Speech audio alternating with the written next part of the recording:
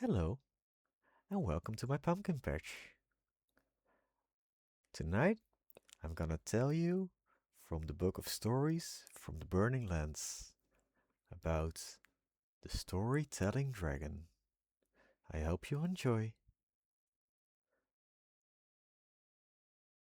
Dragons come in all shapes and sizes, and it's said that each coloration has its own unique quirk and personality. You know, how gold and red dragons love hoarding gold and money. Like me, brass dragons love collecting stories from everywhere they can. Oh, don't worry, I'm not a dragon. You can believe me, 'cause I can't tell a lie. On the other side of the ocean, on a desert continent near the Cloud Coast, there lives a lonely, traveling brass dragon in search of new stories they had never heard before.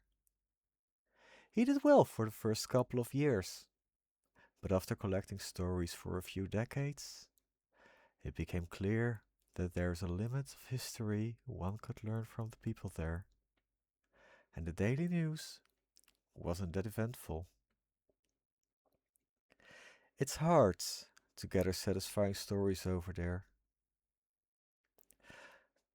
When the dragon had finally made up his mind to leave for new lands to learn new, exciting stories, he noticed the small crawling ones, a nest of kobolds that had settled nearby his lair.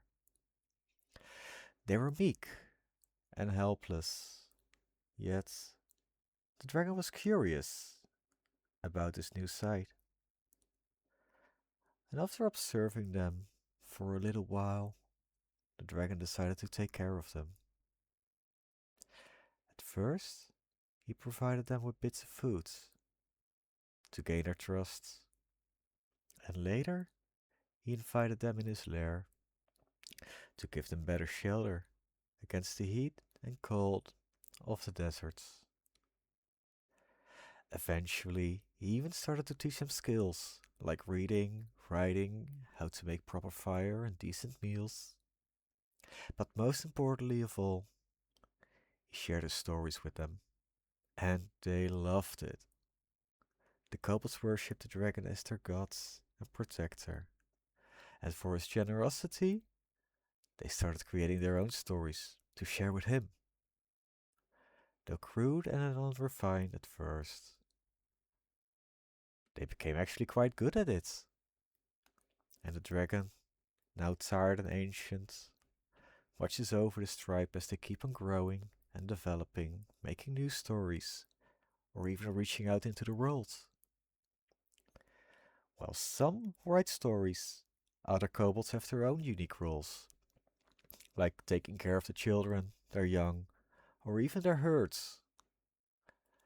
And others learn to participate in the local racing games. If you want to know more about these kobolds, you really should look into Baba Yaga's Dancing Hut campaign that's gonna start soon. I appreciate you listening in, and see you next time. Bye bye.